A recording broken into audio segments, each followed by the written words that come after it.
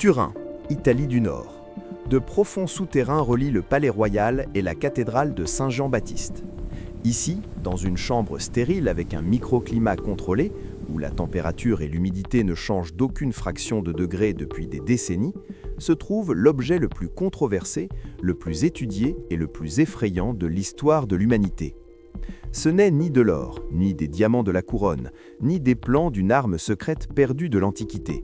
C'est un morceau de vieux tissu en lin fragile. Longueur 4 mètres 2 cm, largeur 1 mètre 13. Le tissu présente un tissage diagonal caractéristique et complexe, en chevron ou en brique. Il a été marqué par le temps, le port, et porte les cicatrices de l'histoire, les traces d'un terrible incendie en 32 après Jésus-Christ, à Chambéry, des brûlures causées par de l'argent fondu, des taches d'eau qui ont éteint le feu, et des marques de patchs triangulaires rustiques faits à la main par des religieuses tremblantes dans le but de sauver la relique. Mais ce n'est pas tout. Si vous vous approchez et regardez à travers un verre pare-balles de 5 cm d'épaisseur, rempli de gaz inerte argon pour prévenir toute oxydation, vous verrez des ombres de faibles taches jaunâtres et brunes à peine discernables, qui semblent chaotiques de près. Mais si vous reculez d'un pas, ces taches forment une image d'un réalisme troublant, anatomiquement impeccable en stéréoscopie, d'un homme nu aux bras croisés, vu de face et de dos. C'est le suaire de Turin. Pour des millions de croyants, c'est le linceul de Jésus-Christ, le seul témoignage matériel de la résurrection, le 5e évangile, écrit dans le sang. Avant de passer à la partie principale, nous aimerions vous demander un petit soutien. Un j'aime et un abonnement seraient la meilleure reconnaissance. Merci. Pour les sceptiques, c'est une contrefaçon médiévale géniale et inégalée créée par Léonard de Vinci ou un maître inconnu pour tromper de pèlerins crédules. Le débat dure depuis 600 ans, les arguments de la foi se heurtent à ceux de la raison. Mais au XXIe siècle, le temps de la philosophie et des conjectures est révolu. La science instrumentale rigoureuse et sans compromis entre en jeu. Génétique, physique des hautes énergies, spectroscopie criminologique. Les technologies nous ont permis de faire ce qui était auparavant inimaginable. Nous avons cessé de voir le suaire comme une icône. Nous le voyons comme une scène de crime, comme une preuve cruciale dans une affaire non résolue, comme un disque dur biologique où est enregistrée l'information. Les scientifiques ont décidé de séquencer l'ADN trouvé sur le tissu. Ils ont décidé de radiographier chaque fibre. Ils ont décomposé les taches de sang en molécules et en atomes. Ils s'attendaient à trouver les traces d'une seule personne ou de peinture d'un artiste médiéval. Mais ce que l'analyse génétique a révélé dans les laboratoires de l'université de Padoue, ce que les physiciens ont vu dans leurs laboratoires fermés, a fait pâlir les chercheurs. Les résultats n'ont pas seulement surpris, ils ont détruit toutes les théories existantes, qu'elles soient religieuses ou non. Le suaire s'est révélé être non seulement un tissu, mais une carte d'un voyage de 2000 ans, une carte de souffrance impossible à imiter et une carte d'une explosion d'énergie dont la nature échappe à la physique moderne. Nous entamons la plus grande enquête de l'histoire de la criminalistique. Nous suivrons la trace des molécules invisibles de pollen, nous découvrirons qui est réellement le propriétaire du sang qui imprègne ses fibres et pourquoi il crie dans le langage de la biochimie. Nous analyserons la physique de l'image, qui est à la fois un négatif, un hologramme et une radiographie, et nous répondrons à la question « Pourquoi les résultats de l'analyse ADN conduisent les scientifiques à reconnaître que cet artefact ne pourrait pas avoir été créé en Europe et qu'il témoigne d'événements qui changent la perception du monde ?» Pour comprendre le véritable choc des résultats des analyses ADN modernes, il faut revenir à l'origine de la science moderne, au moment où le monde a pour la première fois vu le visage caché dans les ombres du lin, le 28 mai à Turin. Un avocat, membre du conseil municipal et passionné de photographie, Secundo Pia, obtient l'autorisation du roi Umberto d'être le premier à réaliser une photo de la relique lors d'une exposition publique rare en l'honneur du mariage d'un prince. À l'époque, la photographie était un art complexe et encombrant. Pia installe sa caméra, de la taille d'une valise, sur des échafaudages élevés. Il utilise de puissants flashs au magnésium et des lampes pour percer la pénombre de la cathédrale. Il prend 2 photos sur de grandes plaques de verre de 50 x 60 cm. Plus tard, dans son laboratoire à domicile, à la lumière tamisée d'une lampe rouge, il plonge la plaque dans une cuve de révélateur chimique. Et à ce moment-là, en observant les contours qui apparaissent sur le verre, il manque de laisser tomber le précieux négatif, terrifié par l'horreur mystique qui s'y réveille. Sur le négatif en vert, là où le blanc devait devenir noir et le noir devenir blanc, apparaît un positif clair, contrasté, incroyablement détaillé. Un portrait avec des yeux profondément enfoncés, fermés, un nez cassé, une moustache et une barbe, une expression majestueuse, calme et autoritaire, celle d'un homme qui vient de traverser un enfer physique. C'était un choc, un bouleversement de la conscience. Un dessin ordinaire, réalisé par un artiste avec du charbon ou du sang, apparaît comme un négatif sur le négatif. Les zones claires deviennent sombres et vice-versa. Le visage se transforme en masque. L'image sur le tissu, ce que nous voyons à l'œil nu, est un négatif. Qui, au Moyen-Âge, au XIIIe ou XIVe siècle, connaissait le principe de la photographie et la manipulation de la lumière? Personne. Qui aurait pu dessiner un négatif parfait sans avoir la possibilité de vérifier son travail? Car la photographie ne sera inventée qu'au XIXe siècle. Le cerveau humain et l'œil ne sont pas physiologiquement capables de percevoir et de reproduire le monde en négatif avec une telle précision de ton et d'ombre. C'était la première énigme, la première fissure dans le mur du scepticisme. Le suaire ne se comportait pas comme une peinture, il se comportait comme une plaque photographique capturant un moment précis. Depuis lors, il a été radiographié, exposé à la lumière ultraviolette, à l'infrarouge, scanné au laser. Mais le secret principal ne résidait pas dans l'image visible. Il se trouvait dans la poussière, dans les particules microscopiques invisibles à l'œil, piégées entre les fibres de lin après 2000 ans de voyage. En 2015, une équipe de généticiens et de biologistes, dirigée par le professeur Gianni Barcaccia de l'université de Padoue, a obtenu un accès unique à la relique. Leur objectif, trouver et lire l'ADN. Ils ne cherchaient pas l'ADN de Dieu, la science ne sait pas à quoi il ressemble et n'a pas de référence pour comparer. Ils voulaient comprendre l'histoire du tissu, qui l'a touché ou qui l'a tenu dans ses mains. Ils ont utilisé de mini-aspirateurs stériles, équipés de filtres de haute précision, pour collecter microparticules de poussière, pollen et matière organique à la surface du tissu, ainsi que dans l'espace entre les fibres. Ils ont également utilisé des particules recueillies lors de la restauration de 1988, conservées dans les archives. C'était un travail à la limite du possible.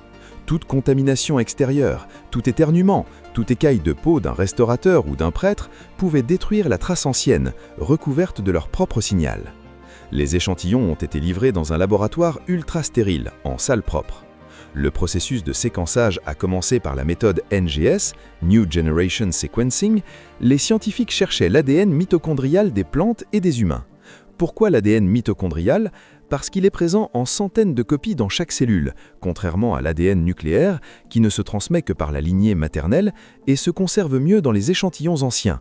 Il sert de marqueur fiable de l'origine géographique et ethnique. Les ordinateurs ont déchiffré des millions de séquences de nucléotides, les comparant aux bases de données mondiales. Lorsque les diagrammes finaux des haplogroupes des lignées génétiques sont apparus, les scientifiques ont compris. Ils avaient trouvé quelque chose qui ne pouvait pas simplement être une falsification. Ce n'était pas le portrait d'une seule personne, mais le portrait de l'humanité entière.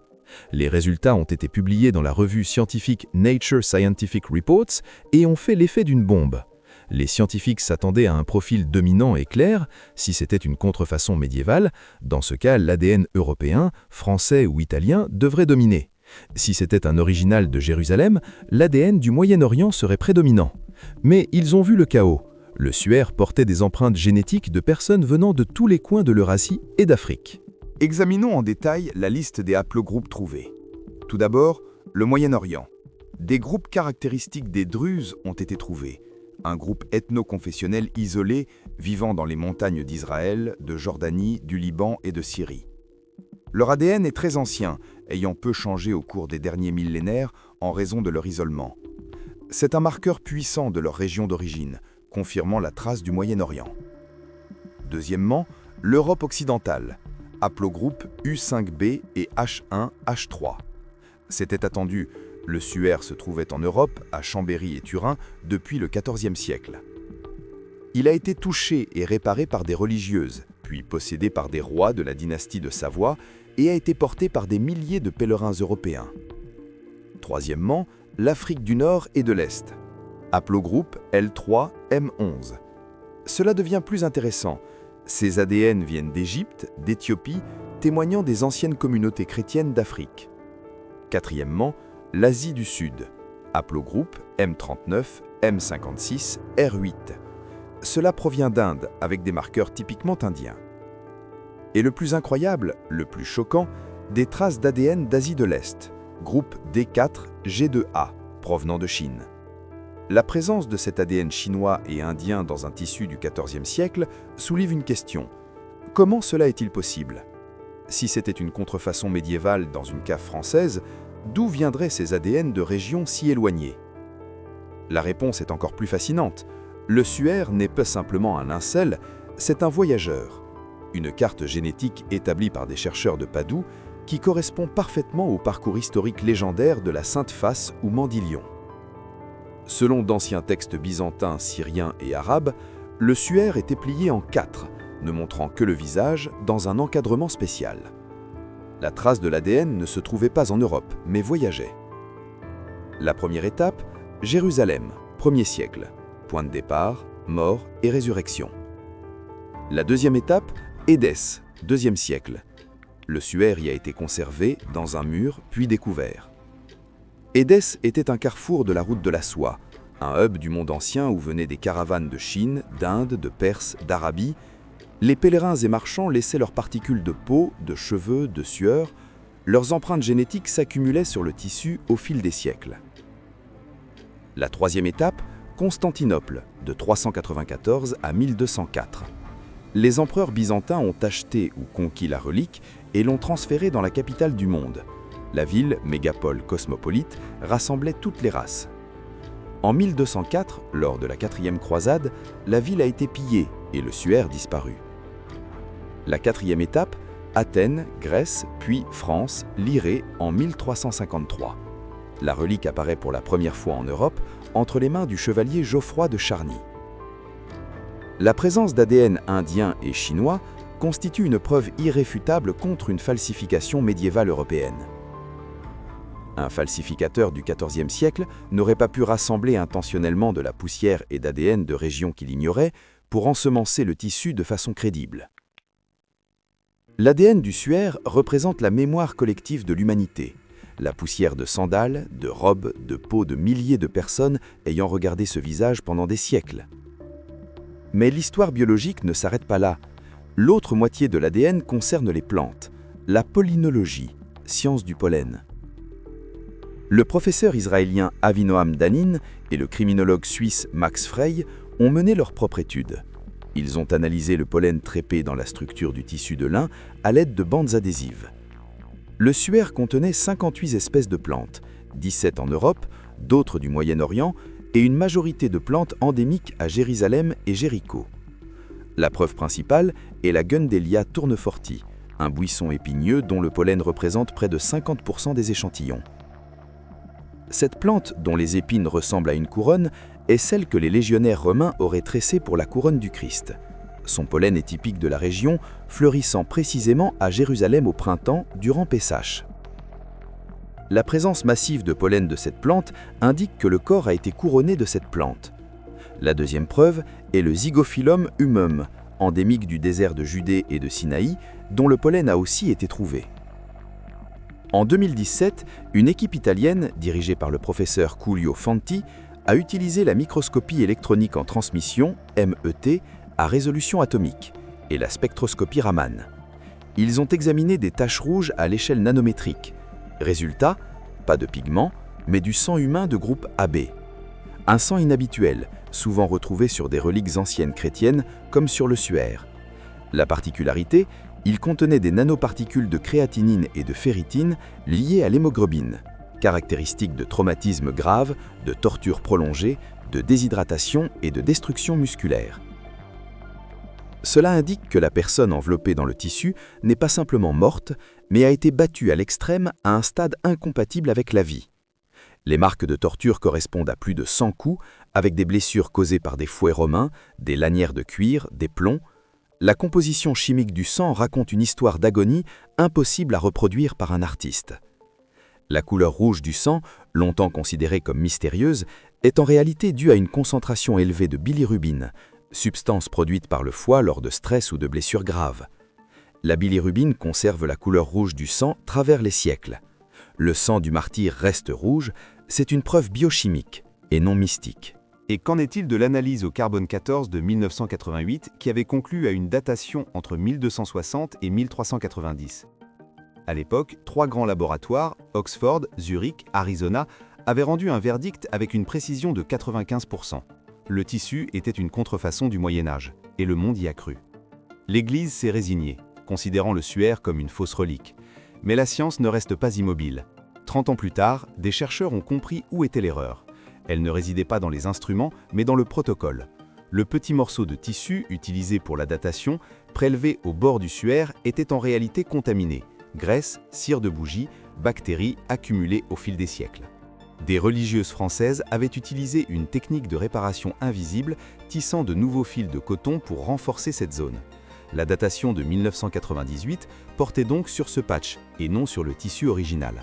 En 2022, une nouvelle méthode de datation par diffusion des rayons X à grand angle, développée par le chercheur italien Liberato de Saria, a permis de dater la cellulose des fibres de lin à un niveau atomique.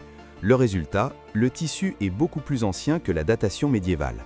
La structure du lin correspond à celle de fibres trouvées dans la forteresse de Masada, en Israël, datant du 1er siècle au temps du Christ. La datation remet en question la version officielle. Le suaire, objet considéré comme une contrefaçon, pourrait en réalité provenir de cette période. La science a tué le miracle en 1988, mais la technologie moderne l'a ressuscité. Mais la question la plus cruciale reste ouverte. Comment l'image est-elle apparue ? Il n'y a ni coup de pinceau, ni trace de pigment ou d'encre. L'image ne pénètre pas profondément dans le tissu. Elle repose en surface, ne modifiant que la couche supérieure des fibres de lin. Son épaisseur est de 200 nanomètres, des centaines de fois moins qu'un cheveu humain. Si l'on gratte le tissu avec un rasoir, l'image disparaît, laissant apparaître le lin en dessous. Ce n'est pas de la peinture, c'est une brûlure, un changement chimique de la structure de la cellulose, dû à une oxydation et une déshydratation. Le tissu a vieilli et jauni aux endroits en contact avec le corps plus rapidement que dans d'autres zones. Des chercheurs italiens de l'Agence nationale pour les nouvelles technologies, dirigée par Paolo de la Serra, ont passé 5 ans à tenter de reproduire cet effet en laboratoire. Ils ont brûlé du lin avec des acides chauffés, irradiés avec des rayons gamma, mais rien n'a donné un résultat comparable. La seule méthode qui a reproduit cet aspect est une impulsion ultra courte de rayonnement ultraviolet sous vide, un laser excimaire.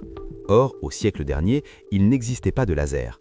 Les physiciens ont montré que pour créer une telle image sur 4 mètres de tissu, le corps aurait dû se transformer en une source d'énergie colossale en une fraction de seconde, une puissance de plusieurs milliards de watts équivalente à 34 000 milliards de watts pour une émission ultraviolet sous vide.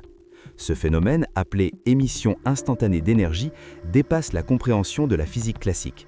Le corps aurait disparu dans une transition d'énergie, laissant derrière lui une brûlure photographique capturant ce moment précis. En 1976, des physiciens de l'US Air Force, John Jackson et Eric Jumper, ont placé une photo ordinaire du suaire sous l'objectif d'un appareil VP-8, utilisé par la NASA pour cartographier la surface lunaire et martienne. La particularité, l'image apparaissait en 3 dimensions, sans distorsion, avec une précision anatomique. Cela signifiait que l'intensité de la couleur dépendait directement de la distance entre le corps et le tissu au moment de l'éclair. Là où le tissu touchait le nez, la brûlure était plus vive. Là où il était plus éloigné, la brûlure était plus faible. Au-delà de 4 cm, il n'y avait plus d'image. C'est une carte des distances, une information 3D codée. Aucun artiste, ni Léonard, ni Michel-Ange, ne pourrait peindre une image respectant cette loi physique, une émission volumique dans toutes les directions. Le suaire n'est pas une peinture, c'est un hologramme, une empreinte quantique de l'homme. Lors de l'analyse tridimensionnelle du visage, des chercheurs ont remarqué d'étranges renflements en forme de disques sur les paupières. Le traitement numérique a révélé qu'il s'agissait de pièces de monnaie correspondant à la coutume juive ancienne de placer des pièces ou des morceaux de poterie sur les yeux du défunt pour qu'ils ne s'ouvrent pas. En agrandissant, on a reconnu des lettres et des symboles. Sur l'œil droit, un bâton courbé et les lettres Yukai. C'est la partie de l'inscription de Tiberius Caius, Ponce Pilate. Une pièce de bronze frappée en Judée en 29 après Jésus-Christ avec une erreur d'orthographe rare. Cette pièce, avec cette erreur, existe réellement et rien ne permettrait à un falsificateur médiéval de la connaître ou de la reproduire. C'est une signature temporelle, une preuve que le tissu a été en contact avec cet objet précis à cette époque. Au niveau des pieds, des genoux et du nez, de la poussière de rue ordinaire a été trouvée. son analyse spectrométrique par cristallographie à haute résolution a révélé la présence de travertine et d'argonite, des calcaires rares caractéristiques de Jérusalem antique. La signature géologique de Jérusalem est unique. Cette poussière indique que la personne enveloppée dans le tissu a marché pieds-nus-terre, laissant des traces de saleté, d'éraflures et de sang. Ces marques correspondent précisément au chemin de la croix. La précision est frappante. Au Moyen-Âge, les artistes représentaient la crucifixion avec des noix dans les paumes. Or, l'anatomie montre que le poids du corps aurait déchiré la chair entre les doigts. Sur le suaire, les blessures sont au niveau des poignets, dans l'espace de la tête de la main, ce qui est anatomiquement correct. C'est la seule façon pour maintenir le corps suspendu. De plus, les pouces sont repliés, signe d'une lésion du nerf médian lors de la perforation du poignet. Le clou touche le nerf et le doigt se replie réflexivement. Aucun artiste médiéval n'aurait pu connaître cette anatomie fine. Ce n'est pas de l'art, c'est un protocole médico-légal d'exécution. Les résultats des recherches récentes ont bouleversé le monde, non pas parce qu'ils ont prouvé l'existence de Dieu, la science ne peut pas traiter cette catégorie, mais parce qu'ils ont méthodiquement détruit la version de la contrefaçon. Nous sommes face à un artefact inexplicable, impossible à reproduire, et pourtant dont les données scientifiques, biologiques, chimiques, physiques, historiques et numismatiques pointent toutes vers un seul endroit, Jérusalem vers l'an 33 après Jésus-Christ. Le suaire est un défi à notre raison. C'est un objet matériel qui se comporte comme une anomalie. Les scientifiques l'ont décomposé en atomes et le mystère n'a fait que s'approfondir. Nous regardons un visage imprimé par la lumière et le sang sur un tissu de lin et nous comprenons que notre science, malgré toute sa puissance, est encore trop jeune pour comprendre ce qui s'est réellement passé dans cette grotte il y a 2000 ans. Le suaire est retourné dans son coffre, dans l'obscurité de stockage, mais les données des chercheurs restent. Ces données nous parlent. Ce que nous considérions comme une légende ou un mythe, une question de foi aveugle, se trouve maintenant confirmé par des preuves physiques, chimiques et génétiques solides. Peut-être qu'un jour, la physique du futur pourra comprendre la nature de cette explosion qui a laissé cette empreinte. En attendant, le suaire demeure le premier évangile, un témoin muet, mais le plus éloquent, d'un événement qui a divisé l'histoire de l'humanité entre avant et après. Et ce témoin ne ment pas, c'est nous qui le faisons. Croyez-vous que la science pourra un jour expliquer le miracle ou certaines portes doivent-elles rester fermées à la raison pour s'ouvrir au cœur? Écrivez vos pensées dans les commentaires. Un immense merci à tous ceux qui ont regardé cet épisode jusqu'au bout. Votre soutien, un j'aime et un abonnement sont très importants pour nous. Et n'oubliez pas d'activer la cloche pour rester toujours informé des dernières nouveautés et ne pas manquer nos nouvelles vidéos.